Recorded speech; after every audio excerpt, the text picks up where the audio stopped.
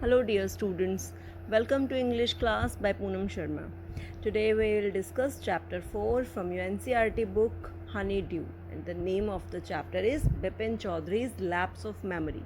Now as the name suggests कि बिपिन चौधरी की memory जो है वो लॉस हो जाती है. लैप्स मतलब लॉस. तो चैप्टर में क्या होता है कि बिपिन चौधरी जो होते हैं ना, वो कालीचरण की बुक शॉप पे रेगुलर विजिटर होते हैं. रोज़ जाते हैं वो उसकी शॉप पे. ठीक है. तो अब क्या होता है उस दिन, हालांकि उनको एक स्ट्रेंज फीलिंग होती है कि जैसे कोई उनको ऑब्ज़र्व कर रहा था, कोई घूर रहा था. अब वो घूम कर देखते हैं तो सामने एक आदमी बैठा होता है और वो उनको देख के अचानक स्माइल करने लगता है. उनको बड़ा अजीब लगता है कि ये कौन स्माइल कर रहा है, क्योंकि इन्होंने ये तो उसको पहचानते भी नहीं है. अब वो जो आदमी होता है वो आता है बिपिन चौधरी के पास और वो बोलता है कि वो ना उनसे मिला था, पहले मिल चुका है, क्योंकि वो उन्हें एक हफ्ते तक उनके साथ रहा था जब वो रांची गए थे. और रांची कब गए थे? 1958 में. बेटा थोड़ा ध्यान रखेंगे, बहुत सारे इंसिडेंट्स ना इसमें फटाफट आती जाएंगी. तो ऑब्वियसली बिपिन बाबू थॉट, अब उनको फिर सोचना पड़ा. वो सोच में पड़ गई कि भाई इस बंदे ने अपना नाम भी परिमल घोष बताया था, लेकिन वो तो कभी रांची गए नहीं थे और ना ही वो इसे परिमल घोष नाम के किसी आदमी को जानते थे. He told him so, but अब उसने उन्हें बताया जैसे, तो उनको बड़ा अजीब लगा, उन्हें विश्वास ही नहीं हुआ. अब घोष बड़ी ज़ोर ज़ोर से हंसने लग गया. आप ध्यान रखेंगे घोष कौन है? जो उनसे मिलने आए उनको बता रहा है ये बात. और बिपिन बाबू कौन है? Is the main character, central character. ठीक है, जिनका मेमोरी लॉस हम पढ़ रहे हैं. तो वो उनको रांची में जो जो उनकी जर्नी के दौरान जो जो इंसिडेंट्स हुए थे वो सब भी बताने लगा डिटेल में. क्या इंसिडेंट्स थे ये उन्होंने बताया उस आदमी ने, कि कैसे उनको चोट लग गई थी जब वो हुड्रू गए थे उनके साथ, और वो फिर आया था उनकी हेल्प करने. यहाँ से उनकी मुलाकात हुई थी. और एक मिस्टर दिनेश मुखर्जी भी थे, वो भी रांची में थे उनके साथ उस टाइम पर. और घोष वर श्योर कि अब घोष को ये बहुत श्योरली लगा कि कम से कम चौधरी को तो तुम जानते ही होंगे. अब चौधरी ने क्या किया कि उनको बताया कि उसने तो एक बंगला लिया हुआ था वहाँ रहने के लिए, जबकि मुखर्जी जो था वो अपनी सिस्टर के साथ वहाँ रहता था.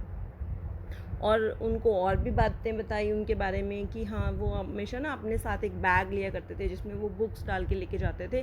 किसी भी ट्रिप पर जाते थे ना, मतलब घूमने, तो उनके साथ एक बैग होता था. अच्छा जी. अब उन्होंने पूछा कि अच्छा कौन सा मंथ था ये? तो घोष बोलता है कि अक्टूबर. कहते हैं अक्टूबर? अक्टूबर 58? तो तब तो मैं अपने फ्रेंड के घर गया हुआ था कानपुर में. अच्छा. लेकिन घोष अब भी हार नहीं मानता. वो कहता है नहीं नहीं, ऐसे कैसे? कहता तू मुझे एक दिन बताया था कि तुम कितनी लोनली लाइफ जीते हो और तुम्हारी वाइफ की कैसे डेथ हो गई थी, तुम्हारे ब्रदर की भी डेथ हो गई थी जो पागल भी हो गया था. तो विपिन बाबू बड़े हैरान होते हैं. वो कहते हैं यार इसको ये सब कैसे पता है? लेकिन अभी भी वो उसको डिसबिलीफ से ही देख रहे होते हैं. उनको विश्वास नहीं होता कि इसको कैसे पता है, मैं तो इसको जानता ही नहीं हूँ.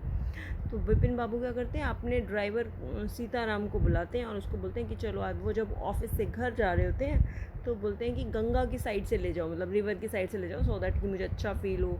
और उनको बड़ा पछतावा होता है कि ऐसे ही उन्होंने घोष की बात पे ध्यान दिया है. लेकिन फिर भी वो होता है ना, कई बार हम मतलब बाय साइड करने तो लग जाते हैं, लेकिन वो जो उसने बोला था वो बातें अभी भी उनके माइंड में घूम रही होती हैं, हॉन्ट कर रही होती हैं उनको. तो वो आदमी जानता था कि भाई ये तो कोई बात तो थी. अब एक पहली बार ऐसा हुआ था कि भाई ऐसे उनको डाउट होने लगा था अपने ऊपर. कहते क्या मैं अपना दिमाग खो रहा हूँ? क्या मेरी याददाश्त गुम होती जा रही है? को बड़ा अजीब लगता है. लेकिन उनको ये तो अच्छे से याद था कि वो कानपुर में थे उस टाइम पर. Suddenly he thought of writing. अब उनको अचानक से याद आया हरिदास के बारे में. उन्होंने सोचा चलो मैं हरिदास बागची को लिखता हूँ, जो मेरा होस्ट था कानपुर, उससे पता चल जाएगा कि मैं वहाँ गया था कि नहीं गया था, नहीं अक्टूबर 58 में मैं कहाँ था. तो फिर अचानक उन्हें याद आता है कि ओहो, वो हरिदास तो कुछ ही हफ्तों पहले जापान चला गया है. अब क्या होगा? अब विपिन बाबू ना फटाफट जैसे कार में से उतरते हैं तो अपने ट्राउज़र्स को रोल करने लगते हैं, अपने पैंट्स को ऊपर करके देखने लगते हैं राइट नी पर. क्यों? क्योंकि अभी अभी उसने बोला था ना कि तुम्हें चोट लग गई थी हुड्रू में. तो वो देखते हैं कि हाँ, वहाँ पे तो एक कट मार्क भी था. अब कई बार होता है ना, चोट लग जाती है तो उनको, लेकिन अभी भी याद नहीं आ रहा था कि ये चोट मुझे कब लगी थी और कैसे लगी थी। अच्छा जी, अब विपिन बाबू क्या करते हैं, घर वापस पहुंच जाते हैं। अब घर आते हैं तो डिनर के बाद वो अपना एक नए ऑफिस में जाके बैठ जाते हैं, वहीं रूम में ऑफिस बनाया होता है, और फिर वहाँ पे भी वही इंसिडेंट उनके माइंड में फिर से आने लग जाते हैं। अब अगला दिन हो जाता है, लंच से पहले वो डिसाइड करते हैं कि चलो यार दिनेश को ही कॉल करके पूछ लिया जाए, ये वो उसने मेंशन किया था ना, दिनेश मुखर्जी। तो अब उसने जब फ़ोन किया तो दिनेश ने भी बोला कि हाँ, उसने देखा था तुमको रांची में, वो उनके साथ रहा भी था। मतलब जो बात घोष ने की थी, परिमल घोष ने, वही बात इसने भी बोल दी, दिनेश मुखर्जी ने भी। अब बिपिन बाबू ने गुस्से में जल्दी रिसीवर को स्लैम डाउन कर दिया होता ना, ऐसे बात जो पसंद नहीं आती आप फ़ोन उड़ा के पटक देते हो, तो इस तरीके से। अब उनकी भूख भी जा चुकी थी। अभी हमने पढ़ा कि लंच का टाइम था, लंच से जस्ट पहले, और अब उन्होंने उस दिन लंच भी नहीं किया। उनको बड़ा बुरा लगा कि यार मैं ऐसे कैसे भूल सकता हूँ कोई भी बात है। बल्कि उनकी चिंता और बढ़ गई कि यार मेरी तो याददाश्त चली जाएगी तो फिर क्या बचेगा मेरे पास। अब ये पहला ऐसा एक्सपीरियंस था कि इन 25 सालों में उनको थोड़ा सिक फील हो रहा था, मतलब बीमार फील कर रहे थे वो अपने आप को। वो अब उनसे काम भी नहीं हो रहा था, उनको ऐसे लग रहा था मानो उन्हें चक्कर आ रहा था, और वो वापस घर आ गए। अभी सिर्फ 2:30 बजे थे, और 7:30 बजे शाम को फिर उनके पास एक विज़िटर आता है जिसका नाम है चुन्नी बाबू। अब ये चुन्नी बाबू कौन आ गया भाई? तो बिपिन बाबू जानते थे कि चुन्नी लाल क्यों आया था। अच्छा, अब मतलब इसको तो जानते हैं, at least they were at school together, वो दोनों साथ में स्कूल में पढ़ा करते थे। हाँ, लेकिन चुन्नी लाल अब बीच में कुछ ऐसा इंसिडेंट हुआ कि अब उनका बड़ा ख़राब सा एक रिलेशनशिप रहा था। एक्चुअली बिपिन बाबू से हेल्प मांगना चाहता था चुन्नी लाल, क्योंकि वो उनसे जॉब में हेल्प चाहता था। लेकिन बिपिन बाबू ने उनको बोला कि मैं उसकी कोई मदद नहीं कर सकता। अभी भी चुन्नी लाल बेचारा उनको प्रेस कर रहा था कि नहीं प्लीज़ मेरी थोड़ी सी हेल्प कर दो। लेकिन पहले तो उन्होंने उसको बस ऐसे ही, होता ना कई बार हम टरकाने के लिए सामने वाले को बोल देते हैं कि भाई मैं अभी बिज़ी हूँ, फिर आना तब होना, ठीक है। कुछ हफ्तों तक तो ऐसे ही चलता रहा, लेकिन बाद में उन्होंने उसको बोल ही दिया क्लियरली कि भाई अब मेरे से तो ऐसा नहीं हो पाएगा, मैं तुम्हें हेल्प नहीं कर पाऊँगा। लेकिन अब he asked Chunni Lal if he remembered, लेकिन हाँ उन्हें फिर याद आया कि यार मैं इससे क्यों ना पूछ लूँ कि मैं कब रांची तब गया था या नहीं। तो ही आस्क्ड चुन्नी लाल कि भाई मैं 1958 में रांची में गया था। और चुन्नी लाल कहते हैं हाँ ऑफ कोर्स गए तो थे तुम।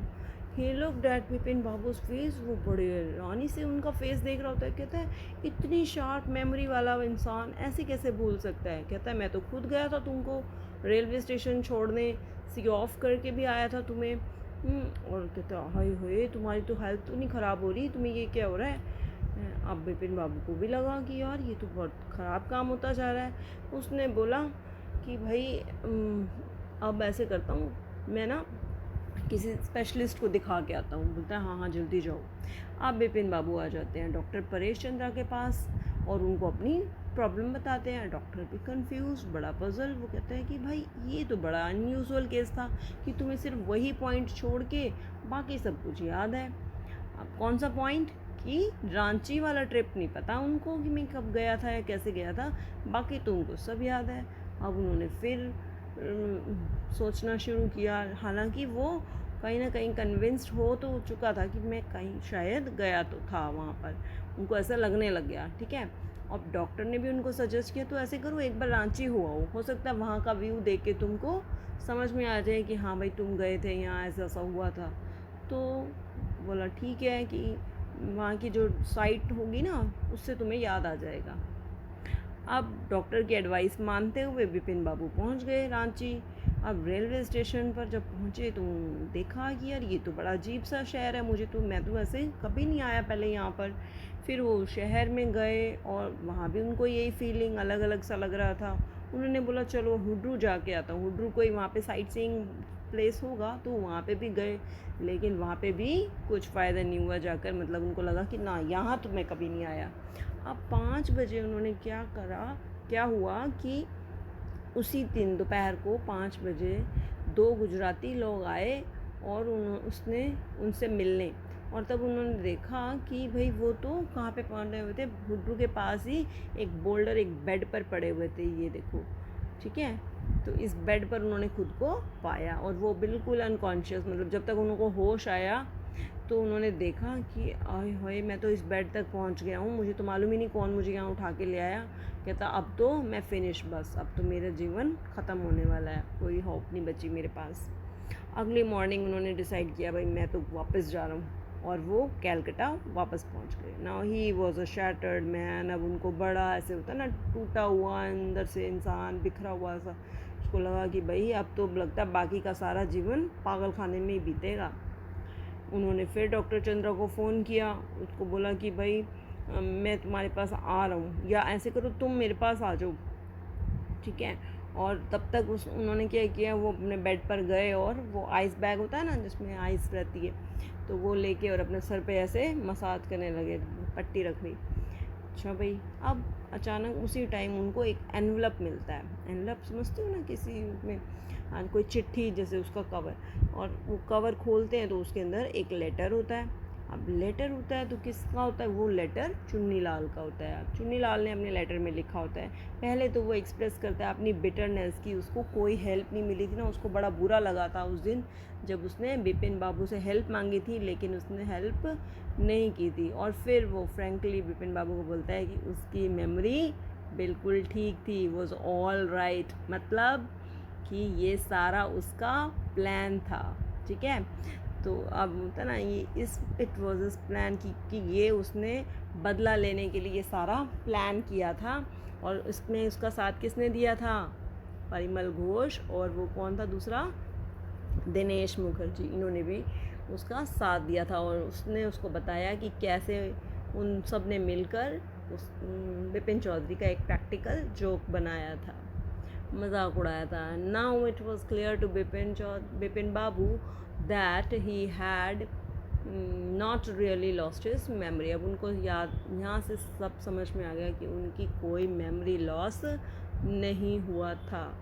व्हेन डॉक्टर चंद्रा केम, अब जब इतनी देर में तो उन्होंने डॉक्टर को बुला रखा था, अब डॉक्टर आए तो बिपिन बाबू ने क्या किया, उनसे झूठ बोला कि भाई मेरे को याद तो आ गया था, जब मैं रेलवे स्टेशन पहुंचा था ना रांची के, वहीं मुझे सब कुछ याद आ गया था, और अब तो मैंने बस तो आपसे पेन किलर लेने के लिए एक बार आपको बुलाया था, बस ताकि मैं आपकी हेल्प ले लूँ, क्योंकि वहाँ उस ट्रिप के दौरान ना बहुत ज़्यादा पेन हो गया, मुझे हेडेक हो रहा है, मैं थक गया हूँ। So this was all about the chapter, I hope you understood it well.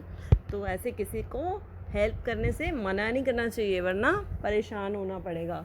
Thank you बेटा।